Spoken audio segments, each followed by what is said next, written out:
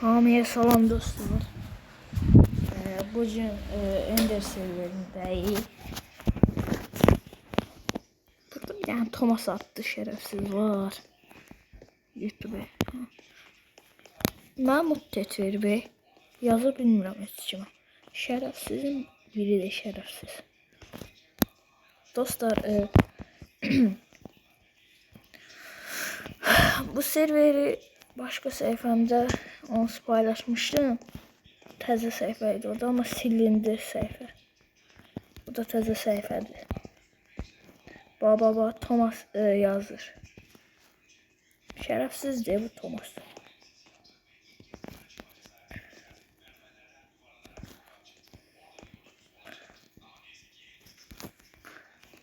Parkur eləyirəm. Parkurda maraq yoxdur. Dramaq da deyəsən YouTube çəkir.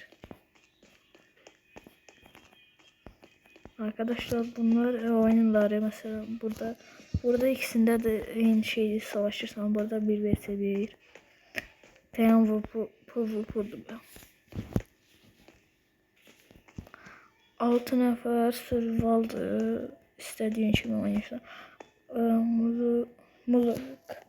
Burada da ki şeydi de 4 bucaq şeylerin üstüne düşürsən, insanlarla vuruşursan. Bez başlısı bu. Burada da ki bir dənə məsələn futbol sahasında vuruşursan. Savaşırsan hamıyla ki. Görün nə qədər adam gəlir. Gün ərzində bura 30 nəfərə kim qalxır, 30'dan da yuxarı qalxır. Bu Goldberg'dir.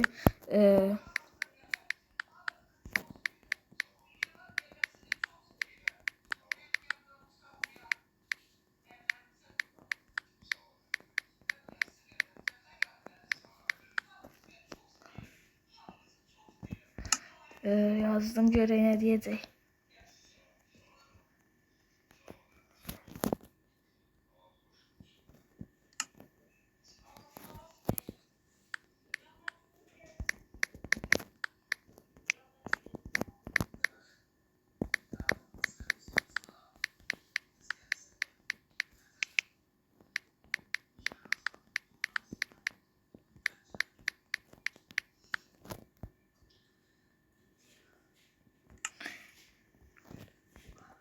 Kanka dostlar bu Goldberg'dir. Bu da en yakın dostumdur.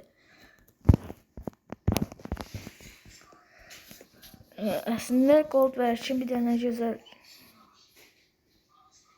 Goldberg kankam deyir ki kanala abone olsunlar ve like atsınlar. Sağ ol.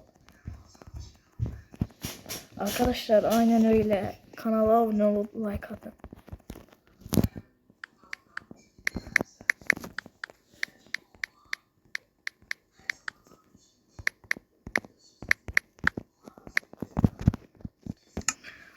Arkadaşlar Goldberg'in bir köyü var aslında. Çok büyük bir köyü vardı. Bir sürü evler falan, bir sürü yaşayan vardı. Belki de 30 tane ev vardı. Evet arkadaşlar sağ olun, çıxıram. Sağ olun, bay bay. Ürəksiz. Abone olup like atmayı unutmayın.